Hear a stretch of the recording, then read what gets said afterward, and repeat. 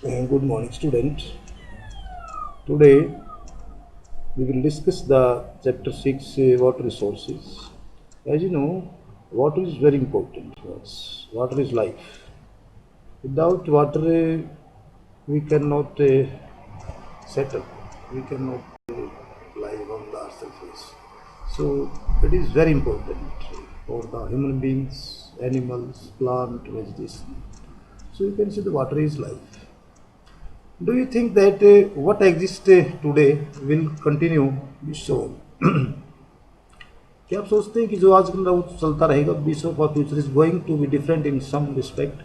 It can be said with some certainty that the societies will witness the demographic transition, geographical shift of the population. नहीं, इसके अंदर तो change होता रहता है। जैसे बात करते थे पहले जो था हमारे पास जो वाटर सोर्सेज थे कितने, आज कितने, उसके अंदर क्या चेंज हुआ।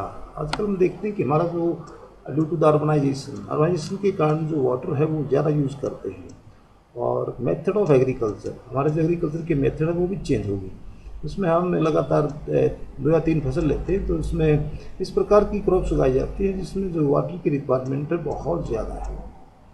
तो demographic transition, geographical shift of the population, technological advancement, degradation of environment and water scarcity, ये कुछ प्रॉब्लम हमारी यानी डिग्रेडेशन ऑफ एनवायरनमेंट का और वाटर की जो कमी हो जाती है। ऐसे बताते हैं कि आने वाले टाइम में जो है वो पानी की बहुत कमी हो जाएगी अगर इसी प्रकार से चलता है।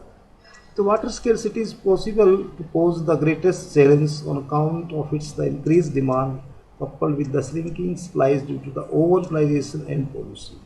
इस प्रकार से हम इसका बहुत ज़्यादा एक्सप्लोर कर रहे हैं, डे बाई डे जो है वाटर को बहुत ज़्यादा वेस्ट कर रहे हैं, उसका एक्सप्लोर कर रहे हैं। और दूसरा जो रीज़न है, देखिए इसके अंदर दो रीज़न बताए, ओवर यूटिलाइजेशन एंड पोल्यूशन बहुत ज़्यादा हो रहा है। जितने भी हमारी रिवर्स हैं उसमें पोल्यूशन हो रहा है, लेक है उसमें पोल्यूशन बहुत ज़्यादा हो रहा है। Water is a cyclic resource with evident supplies on the globe.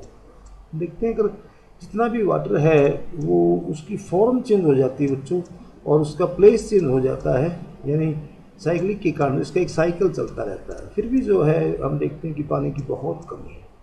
Supplies on the globe approximately 71% of the earth surface, as you know 71% of the earth surface is covered with its water, but fresh water की अगर हम बात करते हैं तो fresh water हमारे पास only 3% of the total water. In fact, a very small proportion of the fresh water is effectively available और हम इसका यूज़ करते हैं। A very small proportion of the fresh water is effectively available for the human use, उसका use किया जाता है, बहुत इफेक्टिवली यूज़ करते हैं।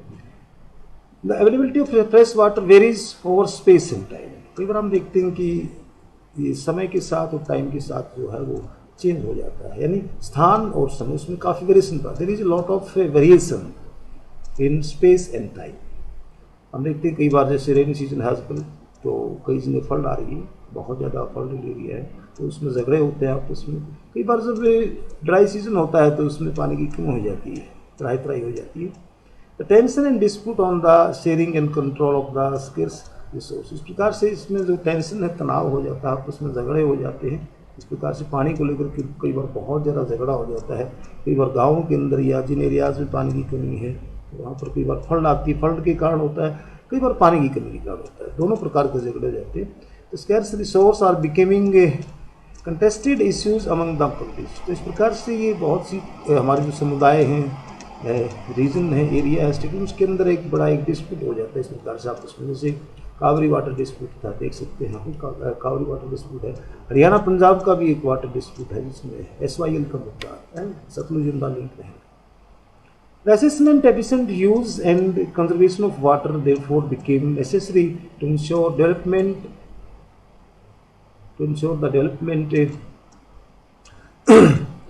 In this chapter we shall discuss the water resources in India, its geographical distribution, sectoral utilization and method of its the conservation and management। तो यहाँ पर हम जो पढ़ेंगे आज जोग्राफिकल डिस्ट्रीब्यूशन, यानी उसका जो वितरण है, कहाँ पर कितना अमाउंट पाया जाता है वाटर का, और किस सेक्टर में, जिसमें बात करते हैं एग्रीकल्चर सेक्टर है या इंडस्ट्रियल सेक्टर है या घरेलू सेक्टर है, या इसके अलावा और भी बहुत से सेक्टर हैं, इसमें कितना यूज होता है और कौन कौन से मेथड इसका यूज़ करते हैं। जैसे इरीगेशन के लिए करते हैं, हाइड्रो पावर के लिए करते हैं, और भी ट्रांसपोर्ट के लिए यूज़ करते हैं, फिशिंग के लिए करते हैं।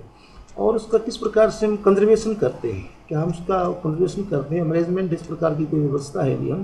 तो यहाँ पर हम खासकर से इंडिया के बारे में पढ़ेंगे। तो इंडिया में अगर हम बात करते हैं टोटल जो इंडिया का अगर देखते हैं, India accounts for about 2.45% of the world surface area. अगर हम टोटल एरिया की पूरे वर्ल्ड का जो हमारे यहाँ पर 2.45 ओनली जो है वो 2.45% जो है वो एरिया है पूरे वर्ल्ड में। 4% of the world's water resources, और 4% यहाँ पर जो है वाटर के रिसोर्सेज पाए जाते हैं। लेकिन इसके साथ साथ जो सबसे नेगेटिव क्वेश्चन है कि about 16% of the world population, हमारे यहाँ पर पूरे वर्ल्ड की जो 16% पॉपुलेशन पाई जाती है। देखिए एरिया कम है, उसके बाद अगर हम कंपेरिजन करते हैं तो वाटर सरफेस जो वर्ल्ड का जो सरफेस परसेंटेज की बात करते हैं वाटर की 4% है। तो इसमें जो कम्बिनेशन है वो मैचिंग नहीं बैठती। Total water available from the precipitation in the country in year is about 4000 cubic. हमारे यहाँ पर जो रेनफॉल की हम बात करते हैं तो 4000 क्यूबिक मीटर जो है प्रेसिपिटेशन, इसमें रेनफॉल भी आ जाती है, स्नोफॉल भी आ जाती है। किसी प्रकार से जो वाटर अर्थ सरफेस पर गिरता है उसको बोलते हैं प्रेसिपिटेशन। इसमें भी रेनफॉल हो सकती है, स्नोफॉल हो सकता है या हेलस्टोन हो सकता है। इस प्रकार से किसी भी the availability from the surface water is replaceable ground water. इस प्रकार से इसकी जो है रिप्लेसेबल ग्राउंड वाटर जो हमारे पास इसको यूज़ कर सकते हैं, इसको प्लेस किया जा सकता है, वो है 1869 क्यूबिक मीटर। यानी इसमें से देख सकते हैं आप 2000 से इसको हम यूज़ करते हैं। Out of this only the 60% can be put to the beneficial. इसमें से जो 60% है वो बेनिफिशियल के यूज़ किया जाता है, जिसको हम एग्रीकल्चर में यूज़ करते हैं या हाइड्रो पावर यूज़ करते हैं। Thus the total utilizable water resources in the country is only the 1122। यानी इसमें से जो 1869 है इसमें से 60% इसका हो जाता है 1122 क्यूबिक मीटर। इसका हम जो है बेनिफिशियल के लिए यूज़ करते हैं। अब हम यहाँ पर बात करते हैं surface water. There are 4 major sources of surface water. देखिए मेन जो सोर्सेज वाटर के वो किससे हो सकता है, these are the rivers. River rainfall से होती है या स्नोफॉल होती है, वहाँ पर मेल्ट हो जाती है स्नोफॉल। लेक्स हैं हमारी, लेक में पानी इकट्ठा हो जाता है। पोन्ड्स हैं एंड टैंक्स। इस प्रकार से 4 in the country there are about 10,360। देखिए हमारे देश में टोटल रिवर्स की बात करते हैं तो 10,360 रिवर्स, बहुत ज़्यादा रिवर्स हैं। And there tributaries longer than the 1.6 kilometre. इसकी जो लेंथ है जिसमें काउंट किया जाए 1.6 किलोमीटर इसको इसमें इंक्लूड किया गया। The mean annual flow in the all river basin, अगर हम बात करते हैं इसमें जो पानी बेसिन है उसकी बात हम करते हैं, in India is estimated to be the 1869 cubic metres. However due to the topographical, hydrological and other constraint, only about the 690 cubic kilometers and 32% of the available surface water can be utilized। इसका जो इसमें हम use कर सकते हैं, ये देख सकते हैं। Water flow in the river depends on the size of its catchment area. यानी जैसे रिवर में कितना वाटर आ सकता है उसका डिपेंड करता है उसका जो कैचमेंट एरिया, जहाँ जिस एरिया से जहाँ रेनफॉल होती है, रेनफॉल के बाद उसमें कुछ नाले बनते हैं, फिर उसकी ट्रिब्यूटरीज बनती हैं। यानी जितना ज़्यादा उसका एरिया होगा, रिवर बेसिन होगा, और वहाँ पर कितनी रेनफॉल होती है उसके ऊपर डिपेंड करता है। तो यहाँ पर 2 पॉइंट हो गए आपके, कैचमेंट एरिया उसका कितना नहीं, रिवर बेसिन कितना है, और रेनफॉल यानी रेनफॉल वहाँ पर कितनी होती है इस कैचमेंट एरिया। इस प्रकार से आपने ये 11th क्लास में पढ़ा होगा, एक चैप्टर आता है यहाँ पर ड्रेनेज बेसिन का, वहाँ पर पढ़ा होगा। That precipitation in India has very high special variation. अगर हम प्रेसिपिटेशन की बात करते हैं इंडिया में तो प्रेसिपिटेशन जो है वो हाई स्पेशल होता है, मतलब कहीं पर ज़्यादा होती है कहीं पर कम होती है। स्पेशल वेरिएशन का मानी होता है यहाँ पर भी। जो प्रेसिपिटेशन है अगर हम बात करते हैं भी, जैसे राजस्थान का एरिया जो वेस्टर्न पार्ट हमारा, तो वहाँ रेनफॉल बहुत कम होती है। इसके अलावा चेरापूंजी है, मौसिनराम है, मेघालय है, यानी जितना नॉर्थ ईस्ट का रीजन है, जैसे हम वेस्ट से ईस्ट की तरफ जाते हैं तो रेनफॉल जो है वो इंक्रीज़ हो जाती है। इसके अलावा और बहुत से साउथ इंडिया है वहाँ पर रेनफॉल कम होती है। तो ये वेरिएशन है, यानी हमारी जो क्लाइमेटिक कंडीशन है, जो इंडिया की लोकेशन है, और यहाँ पर जो रेनफॉल है, अगर हम रेनफॉल की बात करते हैं तो टोटल जो मानसून है it is mainly concentrated in monsoon. यानी मानसून कई बार देख सकते हैं हम टाइम पर आ जाता है, कई बार कई एरिया में सूखा पड़ जाता है, और कई बार बहुत ज़्यादा मानसून आ जाता है। तो इंडियन रेनफॉल यानी 70 to 9% rainfall in India due to the south west monsoon, और कभी कभी ये फेल हो जाता है तो उसकी वजह से ये प्रॉब्लम आ जाती है। तो मानसून सीजन हमारे यहाँ पर खासकर से जो चल रहा है, जैसे हम देखते हैं भी जुलाई और अगस्त 2 महीने ज़्यादा होती है रेनफॉल, जुलाई और अगस्त में होती है। इसके अलावा ये स्टार्ट हो जाता है कई में, अगर साउथ इंडिया की बात करते हैं तो वहाँ पर जून में हो जाता है, यानी 5 जून को जो है वो के आसपास केरला में आ जाता है। उसके बाद 1 जुलाई के आसपास वो दिल्ली पहुँच जाता है, और जुलाई अगस्त और 15 सितंबर तक चलता है। लेकिन जो मेन जो रेनी सीजन के मंथ कहते हैं उसको जुलाई और अगस्त हमारे यहाँ पर बात करते हैं। You also have studied in the textbook that some of the rivers in the country like Ganga and Brahmaputra and the Indus, इसके बारे में आपने पता होगा रिवर्स के बारे में इसी क्लासेस में। तो यहाँ पर हमारी रिवर्स गंगा है, ब्रह्मपुत्रा है and Indus have the huge catchment area, इनका जो कैचमेंट एरिया बहुत ज़्यादा है। Given that precipitation is relatively high in the catchment area of the Ganga, Brahmaputra and the Barak rivers, these rivers although account for only the about 1/3 of the total area in the country, and 60% of total surface water resource। अगर मेरे की बात करते तो ये, लेकिन इसमें जो सरफेस वाटर वो 60% जो है ये 3 बड़ी रिवर्स हैं हमारे और इनसे मिलता है। Much of the annual water flows in the south Indian rivers like the Godavari and Krishna and Kaveri has been harvested. इनका जो वाटर है बहुत ज़्यादा हार्वेस्ट किया जाता है रिवर्स का वाटर, जैसे गोदावरी है, कृष्णा है, कावरी है, तो इसके ऊपर कई डैम बनाए गए हैं, उनसे कैनाल निकाली गई है।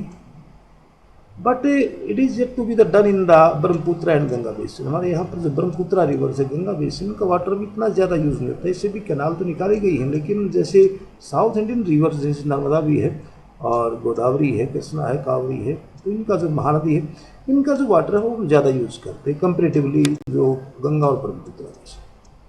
ये कुछ था। अब हम बात यहाँ पर करते हैं ground water resources. Total urbanizable groundwater resources in the country are about the 432 cubic kilometers।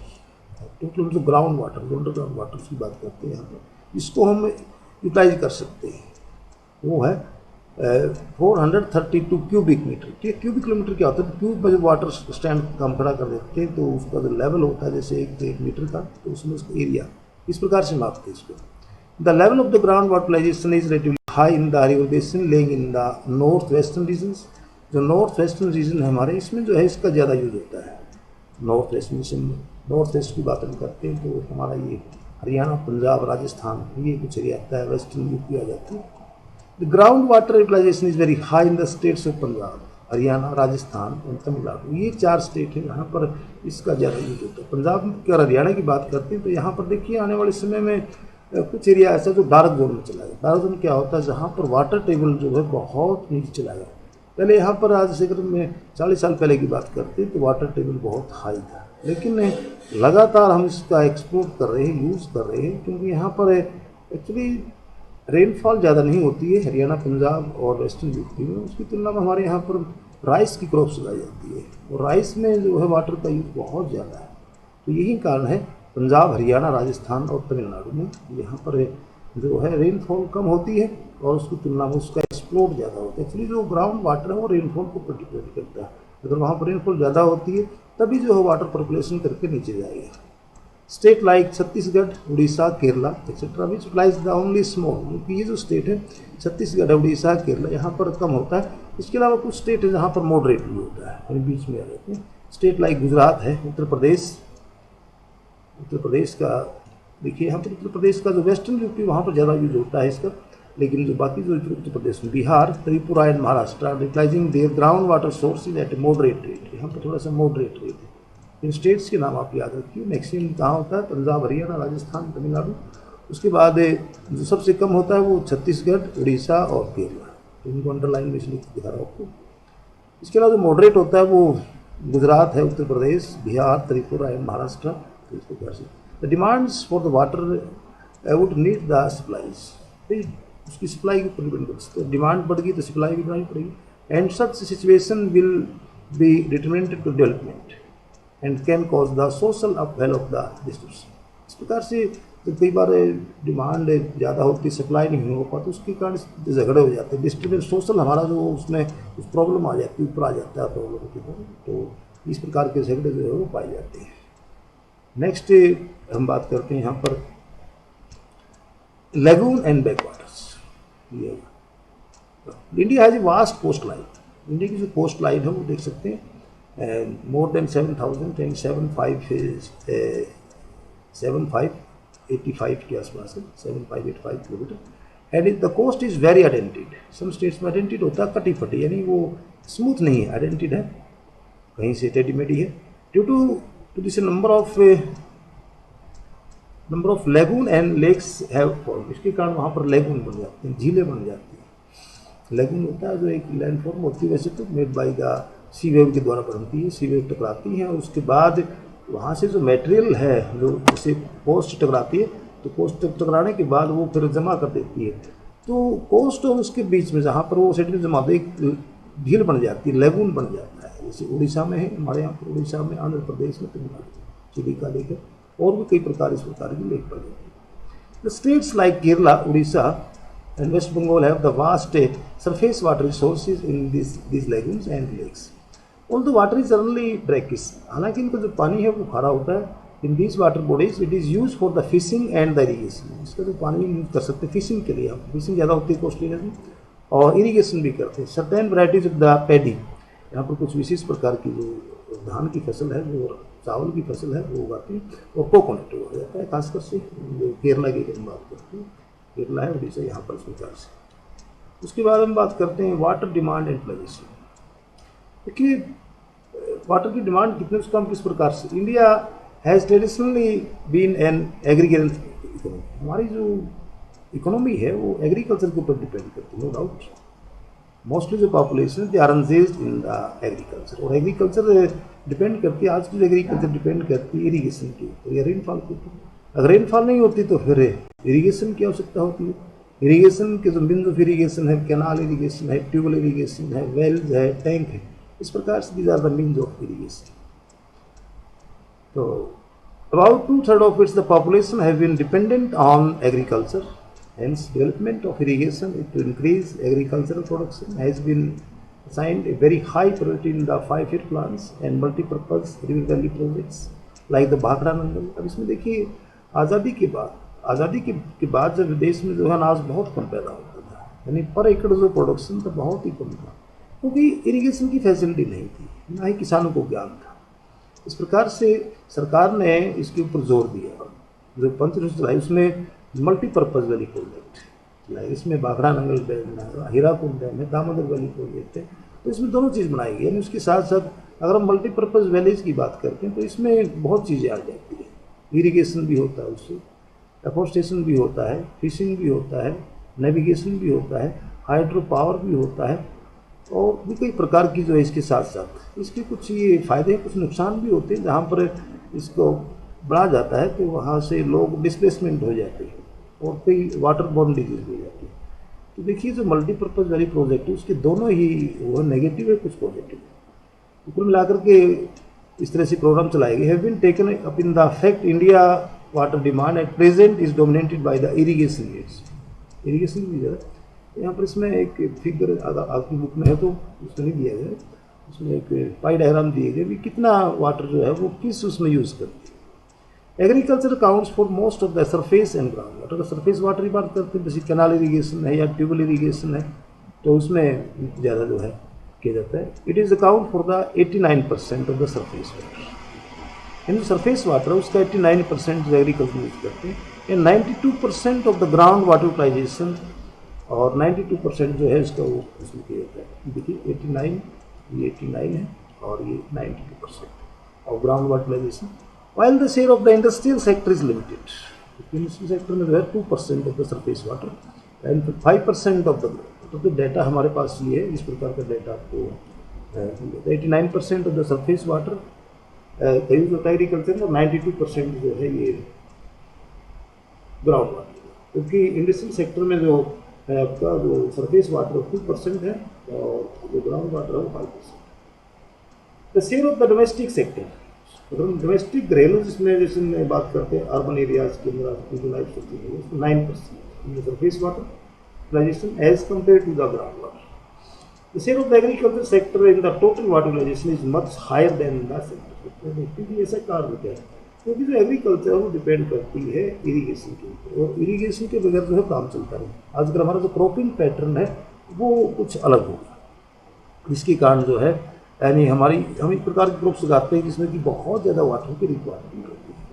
जैसे अगर हरियाणा पंजाब की बात करें तो हरियाणा पंजाब में राइस उगाया जाता है, तो राइस के लिए यहाँ पर जो रेनफॉल है वो स्टेबल नहीं है, रेनफॉल कम होती है, लेकिन उसके कारण जो ज़्यादा से ज़्यादा जो है हम ग्राउंड वाटर का यूज़ करते हैं, और आने वाले समय में अगर इसी प्रकार से यूज़ करते रहे तो बहुत बड़ी समस्या पैदा हो जाएगी।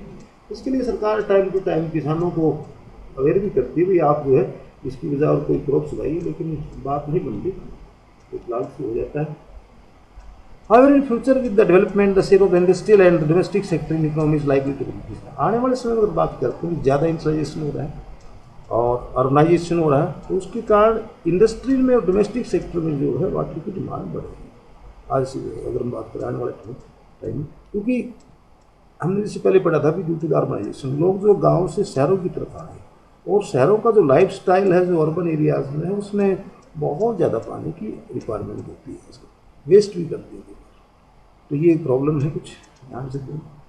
उसके बाद हम बात करते हैं demand of water for irrigation. In agriculture water is mainly use for the irrigation. अगर हम एग्रीकल्चर की बात करते हैं तो वहाँ पर मेन जो यूज है इरीगेशन का। Irrigation is needed because of the specific temporal variability. इसका जो कारण है भाई ये देखिए टाइम और समय, इसमें स्थान और समय, स्पेसिफिक टेम्पोरल होता है स्थान और समय, उसके अंदर वेरिएबिलिटी पाई जाती है। वेरिएबिलिटी क्या होता है, जैसे मान लीजिए अगर हम बात करते हैं अब की बार हरियाणा में रेनफॉल कितने सेंटीमीटर होती है, नेक्स्ट ईयर कितनी हुई थी, और लास्ट ईयर की बात करते हैं भी कितनी हुई थी, नेक्स्ट ईयर कितनी हुई, उसके अंदर जो वेरिएबिलिटी है यानी लास्ट ईयर से इस ईयर में उन दोनों का जो वेरिएशन है, इसमें कोफिशिएंट वेरिएबिलिटी बड़ा होता है, कोफिशिएंट भी कितनी रेंज बढ़ी, कितना उसके अंदर वेरिएशन है, तो जितना ज़्यादा वेरिएशन होगा उतनी ही जो है वो इरीगेशन की जो डिमांड है वो बढ़ेगी। अगर कई बार हम देखते हैं वेरिएशन कम आती है, वेरिएबिलिटी कम आती है, तो हम कह सकते हैं वेरिएबिलिटी कम है तो हम उसी प्रकार की क्रॉप्स उगा सकते हैं। तो इस प्रकार से हम डाटा देखते हैं भी पिछले सालों में कितनी रेनफॉल हुई है और उनके अंदर कितनी वेरिएबिलिटी हुई है, इस प्रकार से हम इसको निकाल सकते हैं। तो स्पेसियो टेम्पोरल ये शब्द है नहीं, स्थान और समय, उसमें वेरिएबिलिटी पाई जाती है, यानी कहीं पर कम होती है कहीं पर ज़्यादा होती है। कई बार हम देखते हैं कि हमारे यहाँ पर इस साल रेनफॉल ठीक है, नेक्स्ट ईयर कम थी, उससे पहले ज़्यादा होगी फिर कम होगी, इस प्रकार से इसकी वेरिएबिलिटी बात करते हैं। Variability in the rainfall in the country.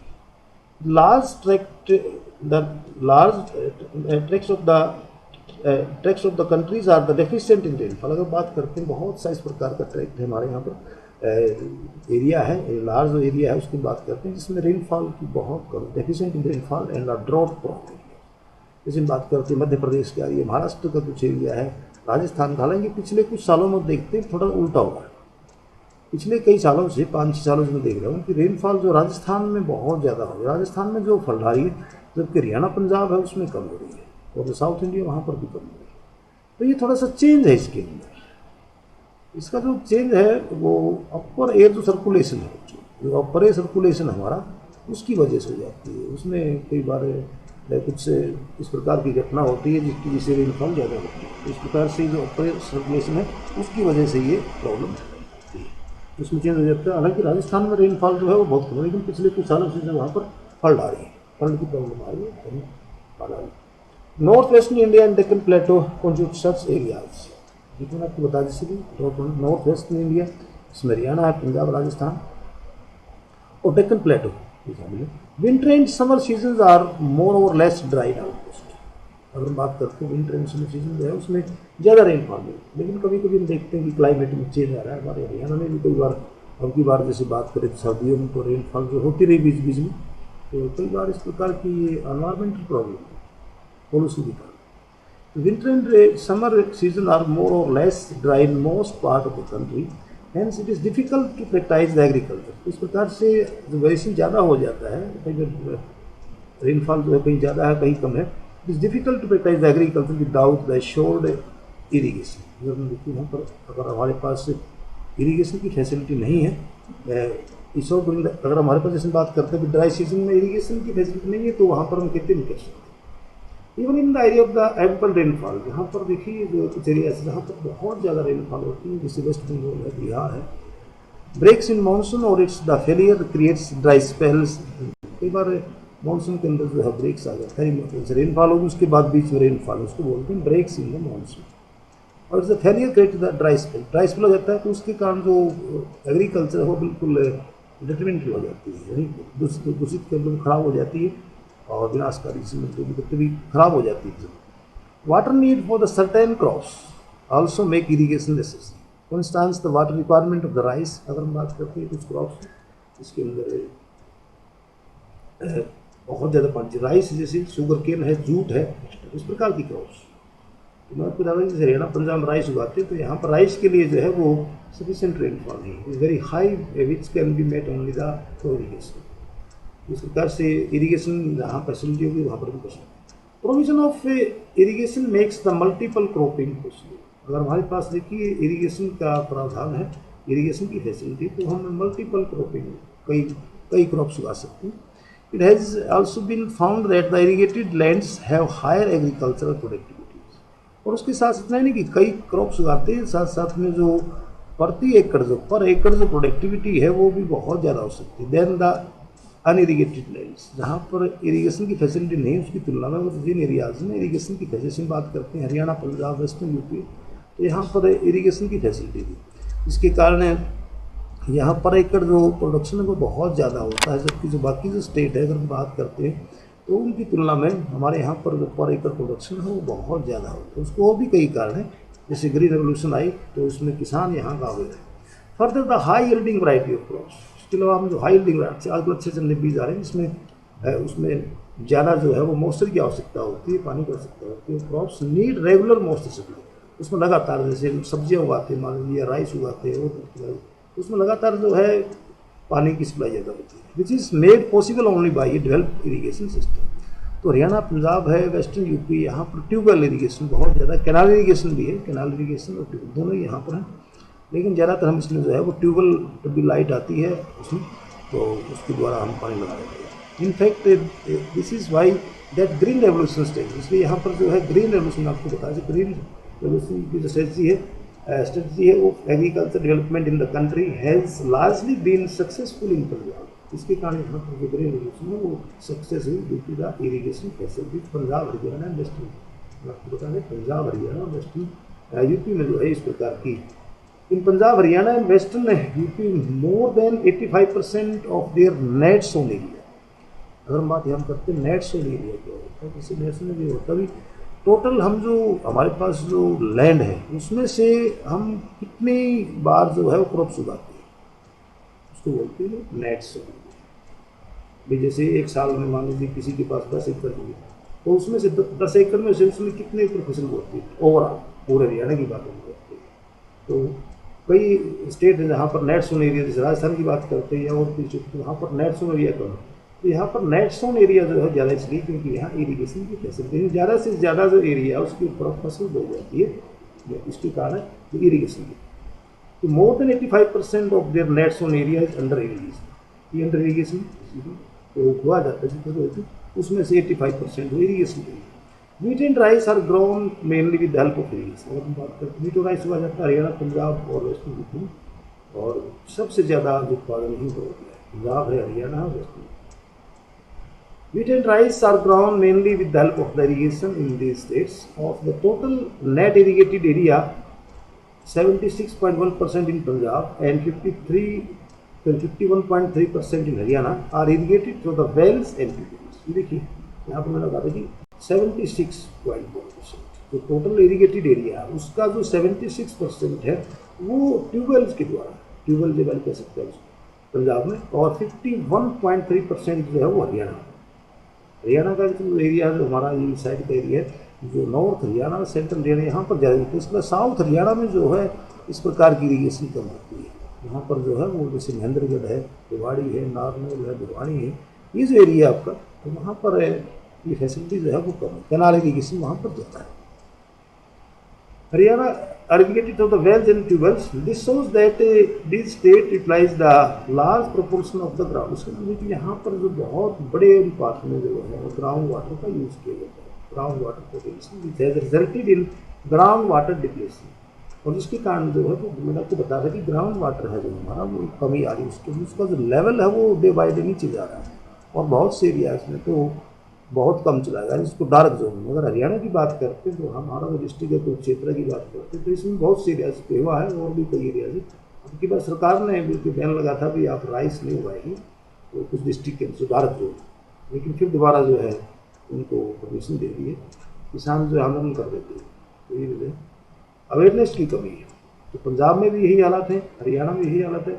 अगर हम इसी प्रकार से यूज़ करते रहे तो ग्राउंड वाटर जो है वो उसमें काफ़ी कमी आएगी। यानी पहले हमारा जो वाटर टेबल था वो हाई था, आज वाटर टेबल जो है वो बहुत ही चला गया, और जो आम जो ट्यूबवेल होते थे वो नहीं लगते, बल्कि सबमर्सिबल ट्यूबवेल के द्वारा पानी निकला जाता है। यानी जो आम ट्यूबवेल होते थे पहले उसका यूज़ नहीं होता, submersible. The overuse of the groundwater resources has led to the decline in the groundwater table in these states. मैंने आपको जैसे बताया कि इसमें जो है वो डिक्लाइन होगा groundwater table. In fact, the over withdrawals in some states like Rajasthan and Maharashtra has increased. इसके अलावा राजस्थान में, महाराष्ट्र में यहाँ पर भी हो रहा है, has increased the fluoride content. इसमें जो है फ्लोराइड, और इसके कारण जो है फिर वो एक किस्म से जो सॉल्ट होता है या जो सोयल होती है ground in the groundwater, and this practice has led to the increase in the concentration of the arsenic in the parts of the West Bengal and Bihar. arsenic से हो जाती है, इससे जो सोयल है वो खराब हो जाती है। इस प्रकार की प्रॉब्लम, जैसे हरियाणा पंजाब में अगर बात करते हैं तो यहाँ पर भी जो सोयल सैलिनिटी है वो ज़्यादा, due to the over irrigation के कारण जो है यहाँ पर बहुत ज़्यादा। तो यहाँ पर देखिए इंटेंसिव इरीगेशन इन पंजाब और Haryana, western Uttar Pradesh is increasing the salinity in the soil. जो लवणता है यानी अगर बार बार हम इरीगेशन करते हैं तो उसके साथ कुछ इस प्रकार के एलिमेंट आ जाते हैं जिसके कारण सोयल की सैलिनिटी बढ़ जाती है, depression of the ground water irrigation. इसके it's likely impact on the agriculture. तो इसका अगर इसी प्रकार से करते तो आने वाले समय में जो है ये सारा का सारा जो एरिया है वो ड्राई हो जाएगा, और हमें इसको कुछ ध्यान देना। हम बात करते हैं इमर्जिंग वाटर प्रॉब्लम। ये कुछ वाटर प्रॉब्लम है।